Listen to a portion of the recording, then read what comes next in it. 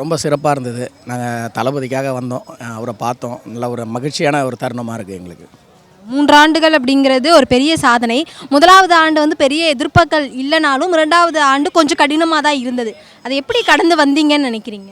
இல்லை, எங்களுக்கு தளபதி கூட இருக்கிறது ஒன்றும் பெரிய கடினமாக இல்லை. அவர் கூட இருக்கிறது நாங்கள் சந்தோஷத்தை படணும். நாங்கள் ஏன் அதை கடினமாக நினைக்கணும்? ரொம்ப ஒரு சந்தோஷமான ஒரு மகிழ்ச்சியான தருணமாக இருந்தது இன்றைக்கி அவரை மீட் பண்ணதில். பிரச்சனைகளை தாண்டி வந்திருக்குல்ல இந்த 2வது வருடம் அப்படிங்கிறது.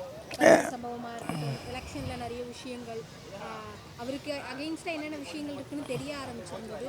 கட்சியில் இவ்வளோ சூட்சமங்கள் இருக்கிறதா அப்படின்றதுமே அவங்களுடைய நிர்வாகிகள் எல்லாருமே புரிஞ்சுக்க ஆரம்பித்த வருடம்னா 2ஆம் ஆண்டை சொல்லலாம். இப்போ எப்படின்னு பார்த்தீங்கன்னா, எங்கள் தளபதி எடுத்தோடனே ஒரு பெரிய நிகழ்வை பார்த்துட்டார். ஸோ அதனால் இதுக்கப்புறம் எது வந்தாலும் அவரை எதிர்க்கக்கூடிய சக்தி அவருக்கு வந்துருச்சு.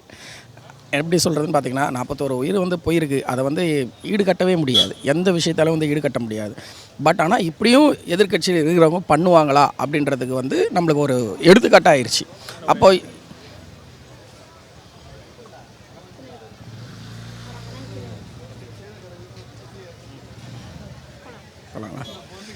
இதுக்கப்புறம் வந்து ரொம்ப ஒரு கேர்ஃபுல்லாக ஹேண்டில் பண்ணுறதுக்கு ஒரு நாங்களும் புதுசு தானே, எங்களுக்கும் கற்றுக்கிறதுக்கு உண்டான ஒரு வழிமுறை ஆயிடுச்சு.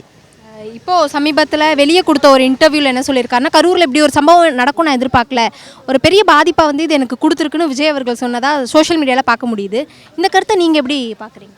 இல்லை, கண்டிப்பாக இப்போ நம்மளே ஒரு வண்டியில் போகிறோம், யாராவது ஒரு தட்டி விழுந்துடுறாங்க. அன்றைக்கி நம்மளோட மனநிலைமை எப்படி இருக்கும் யோசனை பண்ணி பாருங்க. 41 உயிர் போயிருக்குன்னா அந்த தலைவரோட மனநிலைமை எப்படி இருக்கும்? நம்ம அவர் ஆங்கிள்லேருந்து நம்ம யோசனை பண்ணணும். சும்மா எல்லாருமே வாய்க்கு வந்ததை விமர்சனம் பண்ணுறதுக்கெல்லாம் வந்து யார் வேணாலும் விமர்சனம் பண்ணிட்டு போயிடலாம். ஆனால் அந்த தருணத்தில் நம்மளால் இப்படி ஒரு நிகழ்வு நடந்திருக்குன்னா அவரோட மனநிலைமை நம்ம புரிஞ்சுக்கணும்.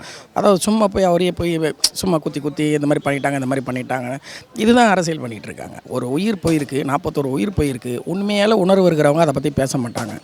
புரியுதுங்களா? திரும்ப அதை ஏன் இது பண்ணிகிட்டே இருக்கிறீங்க? விட்டுருங்க, அவ்வளோதான்.